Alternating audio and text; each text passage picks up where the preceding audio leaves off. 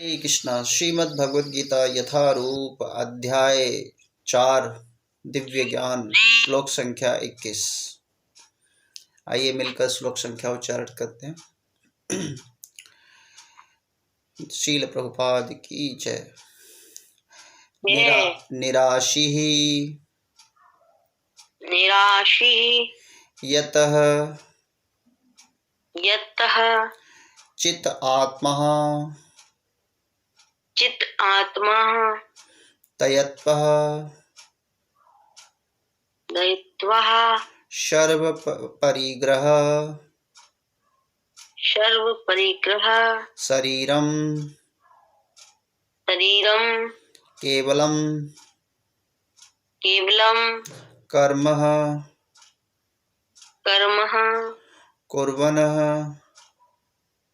कुर्वनः न अपोनति कीवलशम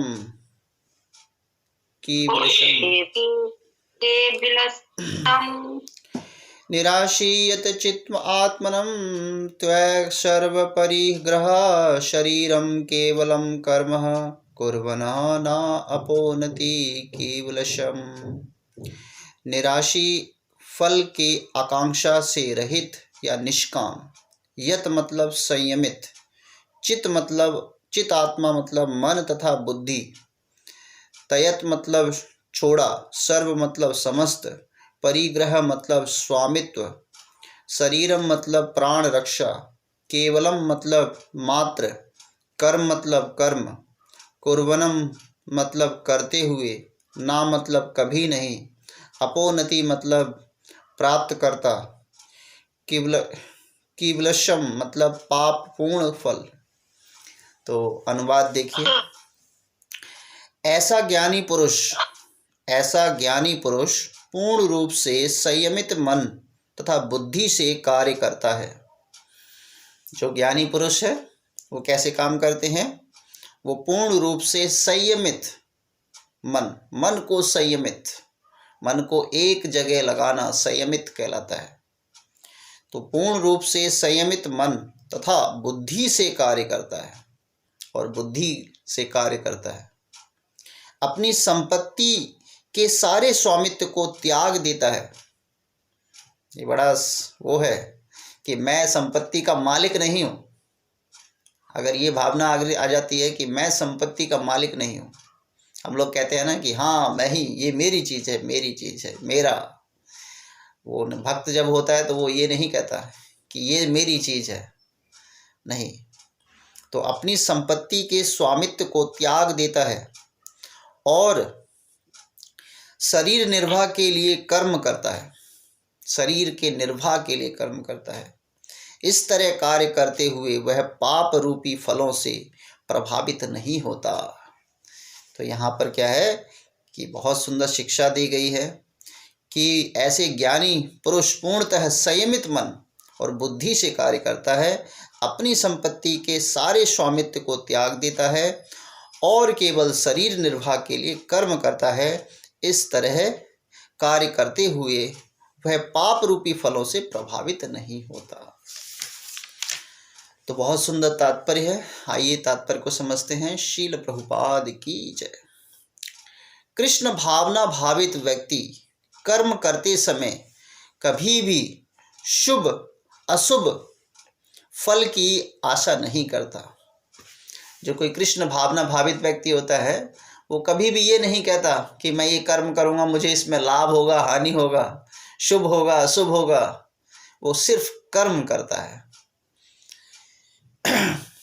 उसके मन तथा बुद्धि पूर्णतः वश में होते हैं। मन और बुद्धि पूर्णतः वश में होते हैं, पूर्णतः वश में होते हैं। वह जानता है कि वह परमेश्वर का भिन्न अंश है। वो जानता है कि परमेश्वर का भिन्न अंश है, अतः अंश रूप से उसके द्वारा संपन्न कोई भी कर्म उसका न होकर उसके माध्यम से परमेश्वर के द्वारा संपन्न होता है। वो समझता है कि कोई भी कर्म मेरे द्वारा नहीं, ये परमेश्वर के माध्यम से हो रहा है, उनके द्वारा संपन्न होता है। जब हाथ हिलाता है तो वह स्वेच्छा से नहीं हिलाता। देखिए यहाँ पे बड़ा गंभीर विषय है। जब वो हाथ हिलाता है तो वे स्वेच्छा से नहीं हिलाता, अपितु जैसे हम हाथ हिलाएं तो हमारा हाथ स्वेच्छा से तो नहीं हिल रहा, अपितु क्या है कि अपितु सारे शरीर की चेष्टा है कि हाथ हिलाओ। हर शरीर चाह रहा है, बुद्धि चाह रही है कि हाथ हिलाओ। कृष्ण भावना भावित व्यक्ति भगवत दीक्षा के अनुगामी होता है, क्योंकि उसकी निजी इंद्रिय तृप्ति की कोई कामना नहीं है। उसकी कोई निजी, अपने लिए नहीं कि निजी इंद्रिय तृप्ति के लिए मैं ये कर्म कर रहा हूँ, नहीं, अपने लिए नहीं, वो भगवान की संतुष्टि के लिए कर्म करता है।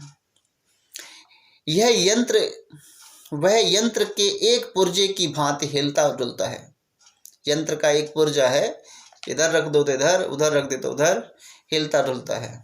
जिस प्रकार रख रखाव के लिए पुर्जे को तेल तथा सफाई की आवश्यकता होती है, उसी प्रकार कृष्ण भावना भावित व्यक्ति कर्म के द्वारा अपना निर्वाह करता रहता है, जिससे वह भगवान के दिव्य प्रेम भक्ति करने के लिए ठीक बना रहे।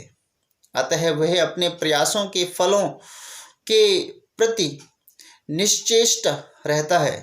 पशु के समान ही उसका अपने शरीर पर कोई अधिकार नहीं होता। ठीक है, पशु के समान रहता है, वो अपने शरीर पर अधिकार नहीं जमाता। ये मेरा शरीर नहीं है, अधिकार नहीं जमाता है। कभी कभी क्रूर स्वामी अपने अधीन पशु को मार डालता है तो भी पशु विरोध नहीं करता, न ही उसे कोई स्वाधीनता होती है। आत्म साक्षात्कार से पूर्णतः तत्पर कृष्ण भावना भावित व्यक्ति के पास इतना समय नहीं रहता कि वह अपने पास कोई भौतिक वस्तु रख सके। अपने जीवन निर्वाह के लिए उसे अनुचित साधनों के द्वारा धन संग्रह करने की आवश्यकता नहीं रहती। अतः वह ऐसे भौतिक पापों के कलमशग्रस्त से नहीं होता, वह अपने समस्त कर्म फलों से मुक्त रहता है। तो कृष्ण भावना भावित व्यक्ति जो है वो भौतिक संसार से थोड़ा सा अलग रहता है, उसमें आसक्ति नहीं जोड़ता कि मैं ये कर्म कर रहा हूँ, ये मेरा है, ये मेरा है। इस तरह का मेरा मेरा जो गुणगान है वो नहीं करता। कृष्ण भावना भावित व्यक्ति जो होता है, संतुष्टि होती है, उसको हर कार्य में संतुष्टि होती है। लेकिन जो कृष्ण भावना भावित नहीं है ना, वो क्या करेगा, वो मेरा मेरा, क्योंकि जब बोलते हैं ना, जब मैं था तो हरि नहीं, जब हरि है तो मैं नहीं। तो कृष्ण भावना भावित कभी भी मैं चिल्लाता नहीं है। वो जो भी कर्म करता है भगवान को आधार मानकर करता है। तो ये एक भगवान की भक्ति का एक शुभ लक्षण है। तो इस प्रकार जो है कृष्ण भावना भावित व्यक्ति होता है। लेकिन हम लोग क्या हैं, अभी कृष्ण भावना भावित के प्रयास होने का प्रयास कर रहे हैं। जैसे हमने देखा कि अगर हम सभी में भगवत भक्ति जागृत हो जाएगी तो हम लोग क्या हो जाएंगे, निपुण हो जाएंगे भगवान में तुरंत। तभी संसार से इतना कुछ लाभ की इच्छा नहीं होगी कि उसने मेरे साथ ऐसा कर दिया, वो कर दिया, ऐसा कर दिया, ऐसी इच्छा नहीं होगी। तो कृष्ण भावना भावित व्यक्ति जो होता है उसमें सर्व संतुष्टि होती है। संतुष्टि ही परम धर्म है। संतुष्टि होनी चाहिए। संसार में अपनी अधिकार नहीं जमाना चाहिए कि ये मेरा अधिकार है। उसी तरह हमें अपने बच्चों को भी ट्रेन करना चाहिए कि संतुष्टि, जैसे अगर हम कर्म नहीं करते, कर्म तो करना चाहिए, कर्म अवश्य करना चाहिए। जैसे एक राजा था, राजा जब बूढ़ा हो गया तब उसने कहा कि अब मैं इस राज्य का उत्तराधिकारी किसको बनाऊं। तो स्वाभाविक है अपने बच्चे को ही बनाने का प्रयत्न करेगा। तो राजा ने कहा कि मैं अपने बच्चे को बनाऊं कैसे, बच्चा तो योग्य नहीं है। तो उसने कहा बच्चा योग्य नहीं है, तो बोला जब मैंने ये राज्य जब कमाया, इसमें धन जोड़ा, तो मैंने अपने गुण के द्वारा ही धन को जोड़ा है। तो बच्चा कैसा है, बच्चा तो पिता पे आश्रित है। तो बोला कि अगर तुम राजा बनना चाहते हो, पिता ने बोला कि अगर अपने बच्चे से कि अगर तुम राजा बनना चाहते हो तो अपने धन कमाओ, धन कमाइए। तो बच्चा जो है धन कमाने के लिए धन कमा के लाओ, कुछ कमा के लाओ। तो बच्चा गया अपनी मम्मी के पास, मम्मी मम्मी मम्मी पैसे दे दो। तो पैसे ले आया, बोला लो पापा जी मैंने धन कमा लिया। तो वो सिक्का लिया और राजा ने क्या किया, भट्टी में डाल दिया। बोला जब तुम खुद कमा के लाओगे तब तो फिर वो कमा के लाओ। फिर दूसरा प्रयास किया उसने, मामा से गया, मामा पैसे दे दो। तो मामा ने दे दिए। तो फिर राजा ने कहा कि ये पैसा, फिर उन्होंने भट्टी में डाल दिया। तो फिर इस तरह उसने कई जगह से लिया। फिर राजा ने अनाउंसमेंट कर दिया कि मेरा कोई भी सगा संबंधी जो है, कोई रिश्तेदार जो है इसको पैसे नहीं देगा तो फिर वो उसको सज़ा मिलेगी। तो फिर वो गया नगर में गया तो काम की तलाश में, उसे काम कहीं नहीं मिल रहा था। तो एक लोहार था, लोहार के यहाँ पे जब वो गया तो लोहार के यहाँ पे क्या पीटना होता है, हथौड़ा पीटना होता है। हथौड़ा भारी होता है, वो लोहे पर मारना होता है। और उस राजकुमार के हाथ बड़े कोमल थे। उसने क्या किया, वो लोहे का हथौड़ा लिया और उस पर पीटा। दिन भर उसके हाथ में छाले पड़ गए। तब लोहार ने जाके उसको कुछ पैसे दिए। तब वो राजा के पास गया कि राजा देखिए राजा साहब मैं पैसे कमा के लाया। तो राजा ने वो पैसे लिए और तुरंत भट्टी में डालने चला। तो बच्चा बोला नहीं नहीं नहीं, ये पैसे मेरे भट्टी में मत डालिए, ये मैंने बड़ी मेहनत से कमाए हैं, बड़ी मेहनत से कमाए हैं। बच्चा रोने लगा। तो यहाँ पे क्या है कि जब मेहनत की कमाई होगी तो उस पर थोड़ा क्या होगा, लगेगा कि हाँ मेहनत की कमाई है। तो बच्चे आजकल क्या है, माँ बाप पैसे दे देते हैं, बच्चे समझते नहीं, कदर नहीं करते। वो क्या है कि बस यूं ही बाप की कमाई बम्बा का पानी बराबर समझते हैं। तो उसको जब लगा कि राजा ने कहा कि हाँ अब ये मेहनत का है, क्योंकि वो जितना पैसा इधर उधर से मिला था तब तो उसमें रोया नहीं, लेकिन जब वो मेहनत से कमा के लाया तब वो रोया। इसका तात्पर्य क्या है कि अब वो राजा बनने लायक है। अब राजा ने कहा कि अब तुम राजा बनने लायक हो। तो उसी तरह क्या है कि हमारे बच्चे भी क्या होने चाहिए, वो भी मतलब इतना उनको धन संपत्ति नहीं दीजिए ताकि वो बिल्कुल आश्रित हो जाएं, इतना कुछ मेहनत ना करें। तो ये भी ध्यान रखना है। जैसे सर्कस का एक शेर हो, सर्कस में शेर होता है ना, तो सरकार ने आदेश दे दिया कि सभी शेरों को जंगल में छोड़ दिया जाए। तो सर्कस के शेरों को जब जंगल में छोड़ा गया तो क्या हुआ, शेर जो है वो शिकार करना तो भूल ही गए, क्योंकि वहाँ पर तो सर्कस में क्या है, उनको बना बनाया सब कुछ परोस दिया जाता है, वो खा लेते हैं। तो सर्कस के शेरों को क्या हुआ, जंगल में जब छोड़ा गया तो फिर वहाँ के जो जंगल के कुत्ते थे, उन कुत्तों ने सर्कस शेर का क्या किया, शिकार कर लिया। तो जंगल के कुत्तों ने शेर को मार डाला, शेर का शिकार करके खा लिया। वही क्या है कि जब तक किसी जगह अभ्यास नहीं होगा, क्योंकि वो क्या ऐसा क्या था, क्योंकि वो शिकार करना भूल गए थे। उसी तरह जितना जैसे पिता की धन संपत्ति पे पूरा बेटे का अधिकार हो जाएगा ना, तो बेटा भी इसी तरह सर्कस का शेर बन जाएगा। उसको खुद नहीं कुछ करना आता, वो क्या करेगा, बस पिता जोड़ गए हैं, ये सब कुछ कर गए हैं, आराम करिए। तो कभी भी मतलब बच्चे को सर्कस का वो नहीं बनाने का प्रयत्न करें। इसीलिए तो बोला गया कि इतना धन संपत्ति में आश्रित नहीं होना चाहिए कि वो बस इतना धन संपत्ति में आशित हो जाएं, बच्चों के लिए कर जाएं, ये कर जाएं, फिर बच्चे क्या करेंगे? तो वो क्या है, सर्कस के शेर बन जाएंगे।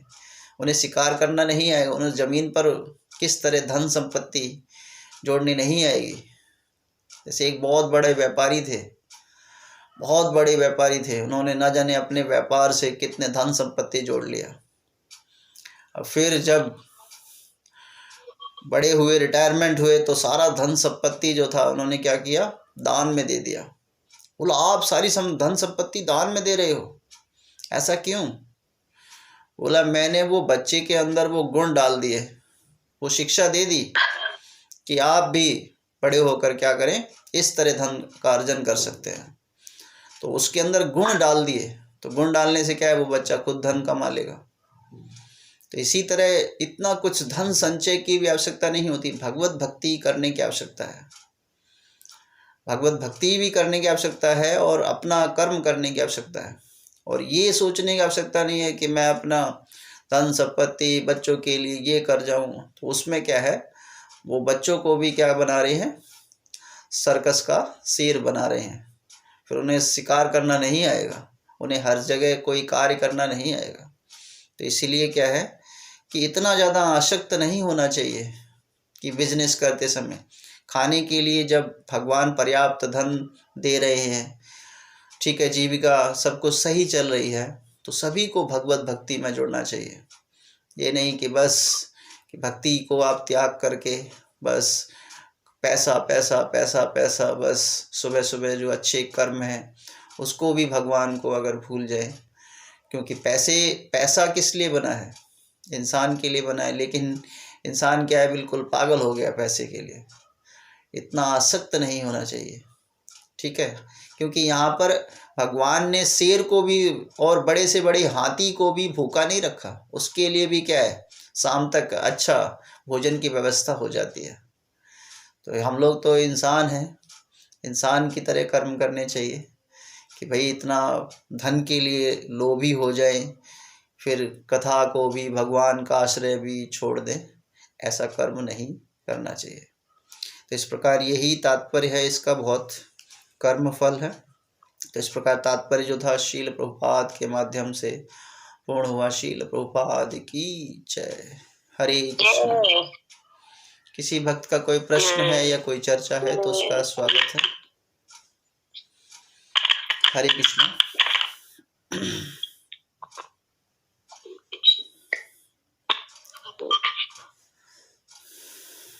हरे कृष्णा।